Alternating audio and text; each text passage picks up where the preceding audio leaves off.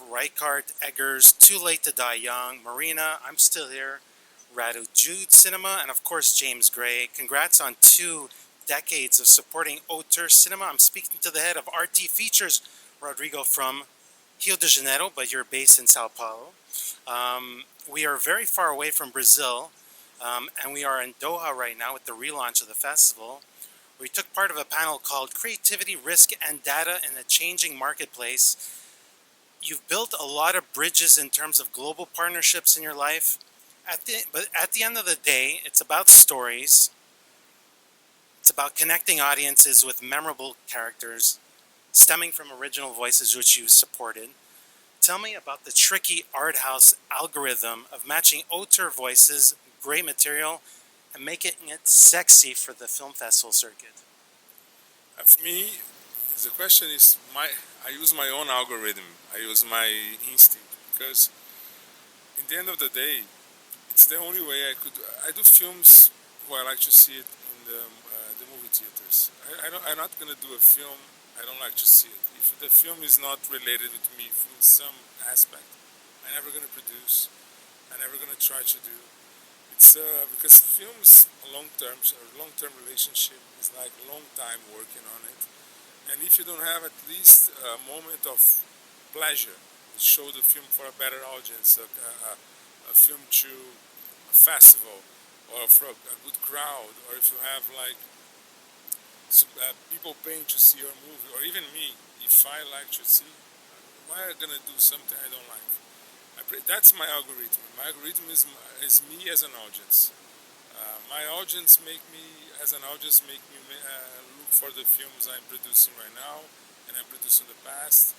It's not I have some rules, and I try to use that rules for me. For example, a great director after a failure is very easy to work with because it's much more easier to talk.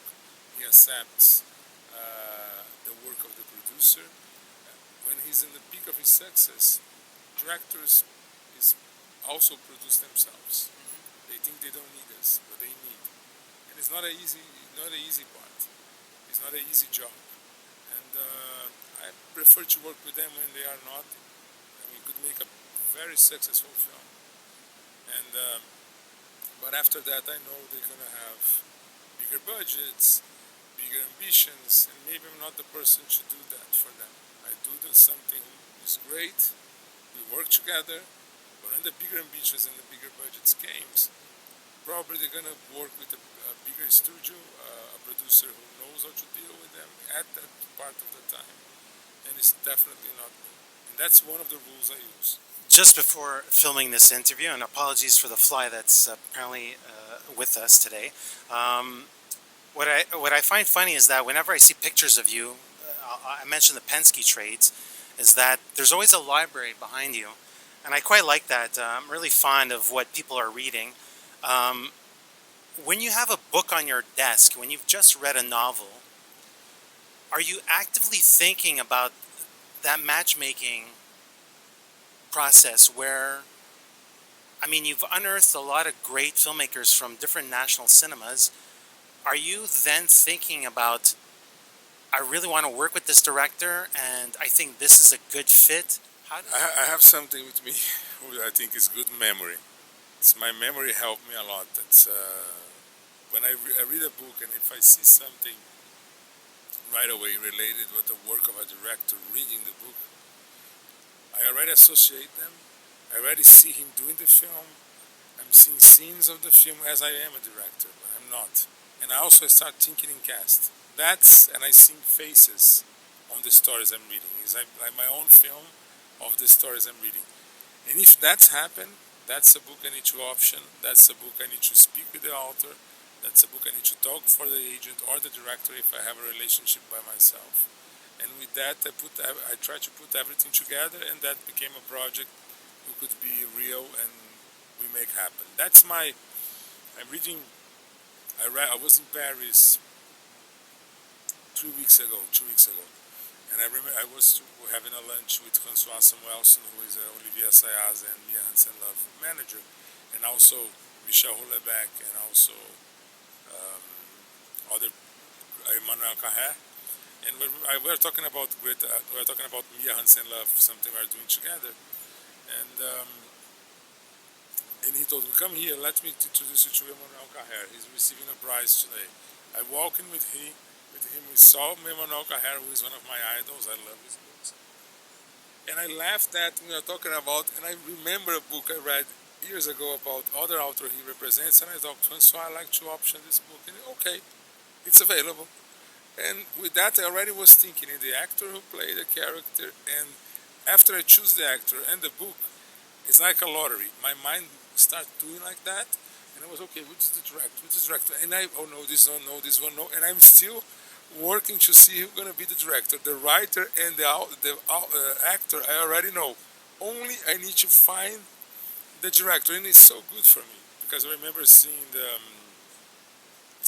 Truffaut, the Mississippi Mermaid, and I like that place they are shooting. I think it was in one of the colonies of the French, two colonies at that time, Nova Caledonia.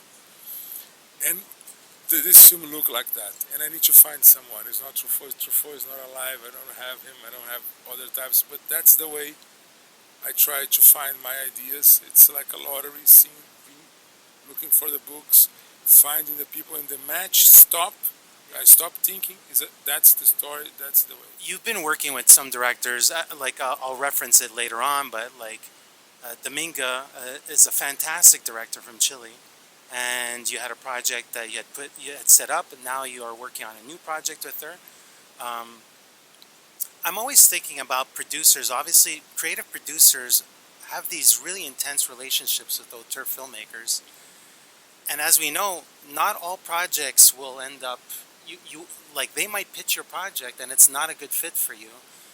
And I often think about how intense those relationships are and how difficult it is maybe to say no, not to somebody that you admire and trust, but no to a project that they're working on. I was just from a human standpoint, how do you go through something like that where you might work with me on one project and have to say no on the next project to say, hey, maybe something down the line is a better fit, but it must be really not that obvious to say a hard no or hard pass. When I became more old enough to tell no, it's easy to tell no. I'm 48, going to 49. It's I already have some films on my career who speak for me, and it's more easy for me to tell a no. Before it was not. Before it was very difficult when you have an author telling you, no, that's good, that's good, that's good, you need to do it, you need to do it. And for some reason you attach yourself and the film is not that good as you think. Now it's more easy.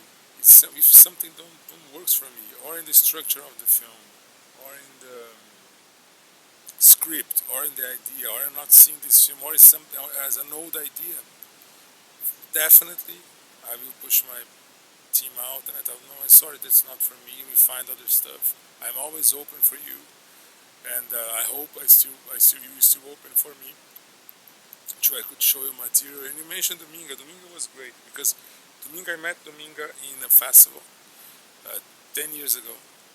I met her as a producer of other director, who is Felipe Galvez, who made this film called Los Colonos.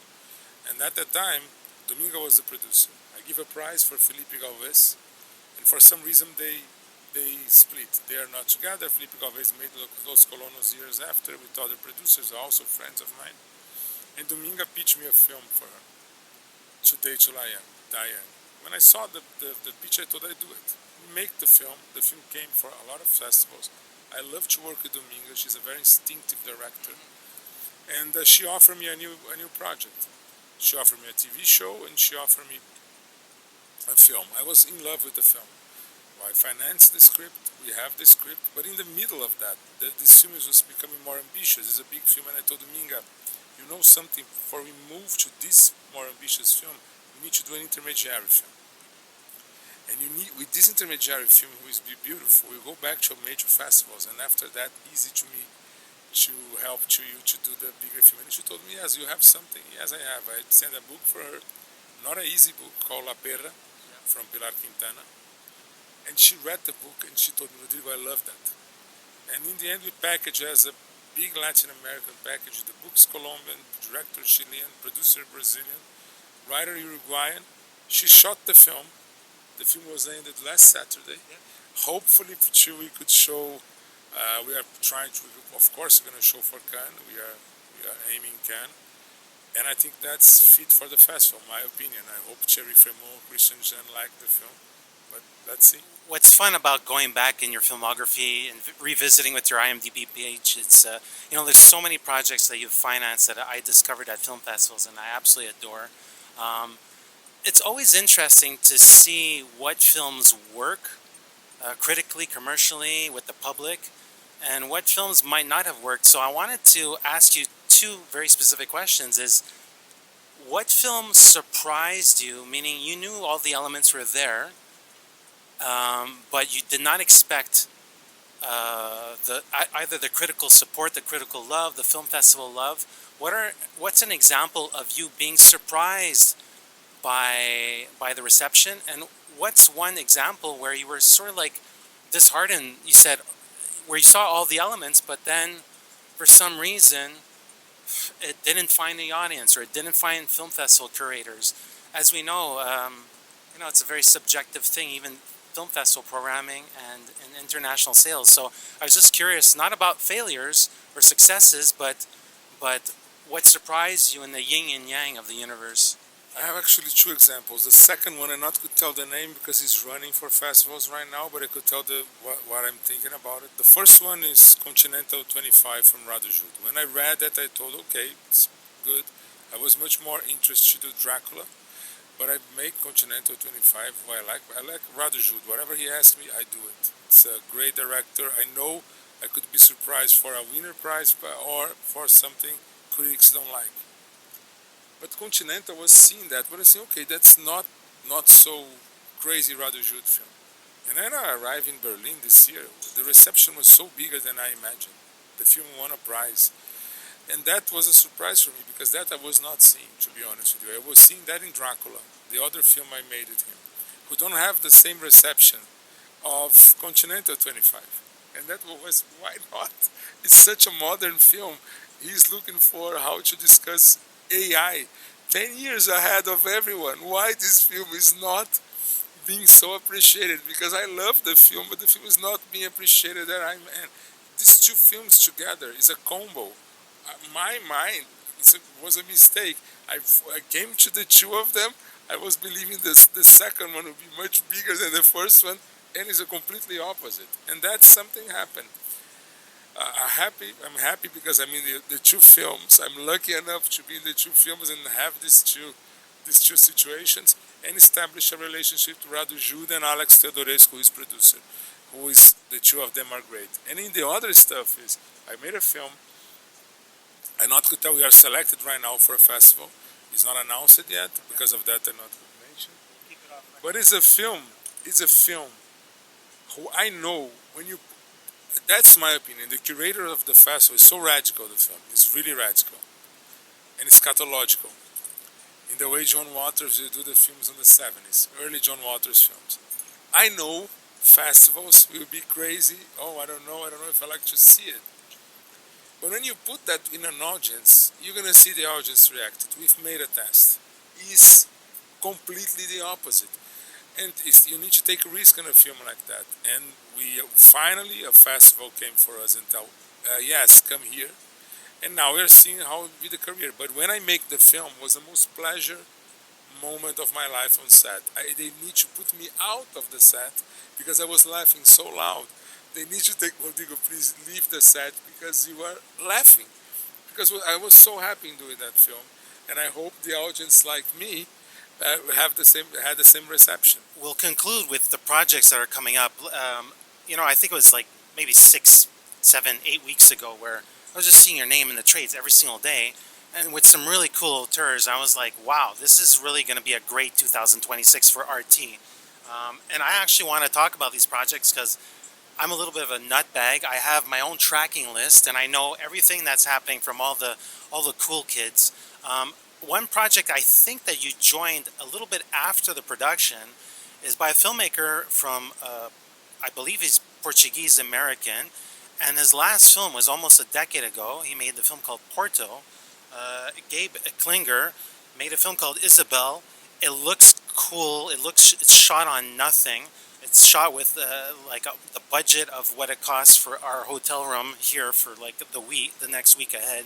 Um, I wonder if you got a sense of the energy of that film. If you can just describe what. First of all, on Isabel, I came earlier. No, that's not a problem. Gabe Klinger is a friend of mine. He offered me this project last year, beginning of last year. He works in the new versions of the script. We decided to shoot the film end of the year in São Paulo. It was the same time I was shooting the other one I mentioned here. And it was amazing because Gabe really made that happen with nothing. It's like, it's not as really a price of the hotel, but it was really with no budget. And he makes something, I became very proud of him because he delivers something I like. And it's funny because in certain ways, he's a cousin of Francis Ha. He's a Francis Ha with 50 years old. He's not or 45, 48. It's not a Francis Ha going to school. It's a Francis Ha trying to reinvent herself in the world of today. And it's a cousin. It's a cousin film of Francis Ha. I like it very much. We are submitting to the festivals. I hope the film is going to get there. And Gabe is a great guy. That's a film. That's for me is a must-see film in 2026. We shot other 4 films this year. We shot James Gray, Paper Tiger, who is like, for me personally, my favorite James Gray film until today. I'm telling the truth. I love the film. I saw the cut. I really love it. And I know James don't like when I tell how much I love the film, but it is, for me, his best film, his best work. And James, for me, is one of the best directors alive. And it's been a privilege for me to work with him as a producer in the 3rd time with Anthony Katagas. And now with the Leone group, Rafaela Leone from daughter of Sergio Leone, who is also a pleasure for me to bring her with that legacy on James Gray movie. I shot Dominga Sotomayor, La Perra, who I think will be something great for 2026. Also, I bring Salton Mello. He's one of my favorite actors to play a role in the film, and I'm happy. I shot a Lebanese film called Wolves. Now we are here. Like I said, I track all these things. When you mention a little thing at the Cannes market, the Film Français, when there's a little snippet of information, I jump on it. And it's called Wolves. And it's a new voice. And it's about the Lebanese banking system. Obviously, like our friends in Argentina, there's a lot of problems there. And I love it because, not that it's Dog Day Afternoon, but it's somebody that just wants their money and wants to rob a bank to get their money, which makes no sense, but I just love the sound of this project. So if you can describe this with a little bit more detail. You go directly on the point. If Sidney Lumet was alive, it was a Sidney Lumet film. It's like a Sidney Lumet of the 70s is great. You mentioned Dog Day Afternoon Network is also could be a reference. It's such a crazy, you need to go in a bank, rob the bank to have your own money, but that happened in Lebanon. And that was so original, the script was so good, and Rami and Nora sent me that. I thought, Jesus Christ, I need to do it. And we started discussing. Unfortunately, 2024 was not possible for reasons on the country, and we moved to 2025. And now we were able to shoot the film. It was a production very easy in some way for me because I was out, not a day by day on set. I fully financed the film and I'm working with them. And I'm seeing the materials and I know people will like it. It's like something you're not expecting for that region. It's a heist movie with the tone of documentary, the way they shot is realistic and you're going to believe on that. Look like Amores Perros, look like Sea of God, have that type of look. But with the tone of scripts of Sidney Lumet, as you mentioned. And it's a great movie. And we are closing now. We are on the editing room. Crazy. We're going to have something to show to Marrakesh Film Festival in 2 weeks. In 1 week I'm going there. And hopefully the film is done for the major festivals in 2026 to people see it and like as we like. I'm very proud of this one. It's like the other ones. And the last but not least, I'm shooting Benjamin Naishtat new film. For me, he is like I have an experience with this director. It's it's crazy because I'm gonna mention something public. I never. First time I saw Robert Eggers shooting a film, I was thinking I never saw nothing equal this guy. Not because he's better than the other ones. It's because on the details this guy, how he knows, he delivers what he show you. That I never saw that. He has a control what he's telling, and that for me he's a complete storyteller, and that I like. And that don't mean he's better than any other director I work. It's only because he could play in any place. He could in a soccer team. He could go and play in any position. Benjamin Naishtat is equal. I saw something there. We are doing a noir film. With all, I saw a lot of directors saying, I'm gonna do a noir. I'm gonna do a noir. Okay, but noir is noir. You need to understand the aspects of the genre to put that on, and he understood.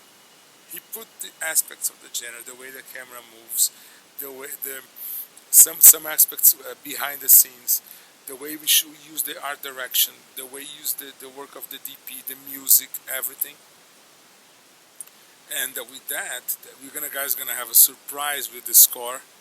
The score is gonna be a big surprise for film fans. I not could announce because I am signing the deal this week, but I know you are a cinephile. With that guy doing the score, you go for the film right away. And for me, this film is Benjamin is a French-Argentinian director. I think this film is perfect for European audiences and also for American audiences because he brings to the genre. I know French audiences are gonna love this film for sure, for a fact. We have Lali Exposito, who is like. Actually, I wanted you to talk about this person because she's a pop star, I think singer back in. I'm not aware of her, but what does she bring? Because it's really troubling material. Yes. What this is based on. She's actually it's like a kind of revenge story, but they also talk about people losing their virginity, people losing their innocence, young people, and it's beautiful. Lali Exposito is a bombshell. She's an amazing actress.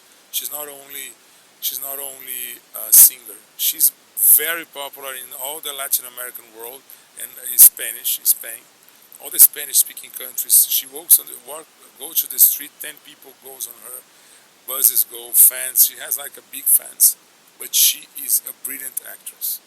What I saw she's doing already, she's an actress for the higher caliber. I saw a scene from my mother. Okay, my mother looked at the scene she took to Rodrigo. She reminds me Sophia Loren. And my mother loved the scene, and I told Mom, you're right. She's much more Sophia. She has like that Sophia Loren style, and she's brilliant. I hope that's the beginning of a great. I know she acts in other films. She has a documentary about herself, but I hope with this film, a much bigger audience could see her. And I know maybe one of the best actresses working right now is coming up. People are gonna discover. What I wanted to say about Benjamin is, like Rojo for me, it was a masterwork. And Puan, which a lot of people haven't seen, but I quite enjoyed it. Actually, I thought it worked very well. And it's so far removed from my reality, but I thought it was quite funny. So what's really encouraging about Benjamin is that he's able to touch upon a whole bunch of different styles. So it's really fun hearing that that he falls into noir and that he's able to go and elicit. I know he's an avid reader as well. So yeah, I imagine there's a lot of touch points there. One final person I'd like you to discuss, and I believe she's in pre-production. And what's fun is in the last 2 decades, horror, the POV of female filmmakers in horror is really energizing, and it's giving us so much more depth in the human condition. And so I think you know what I'm talking about with Michelle. I don't necessarily talk about the project, but how did you find her? Was it with her feature film, Husera? Like, how do you go about discovering new voices is my question, I guess. First, I have someone in my office who is crazy with Latin American productions. Her name is Maya, and one day Maya told me, Rodrigo, you need to see this film, Husera. We saw the film, we loved the film. We have a material, and you think, okay, I believe this material is perfect for her. Let's send the material. We send the material, she answered right away. First of all, she told, I like to work with you guys. You guys are a production company who makes films I love, The Witch, a Brazilian film called Friendly Beast, and also the works of Marco Dutra, because she likes some films he makes. Use it even as references. And I told her, Jesus, I was never expecting you to come back with this answer for me. Let's do it. We developed the project for a while, and the script came amazing. And now it's like was a hot script because it's going on with some agencies in US because the film is English speaking, mostly English speaking with some Spanish speaking. Hopefully, we don't have yet a starting date of production, but hopefully we're going to start shooting this year, 2026, next year, sorry. And I think the film took a lot of great discussions. This is a film people are going to talk about it. And my idea is to give Michelle the best packaging possible.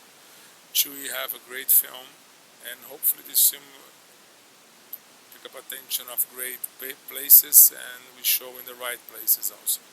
But it's a film I like very much. Script is good, actors are liking, the agencies are telling me that's a good answer. Hopefully cast in the next month or two. With that, I structured the film and shoot in the middle of the year.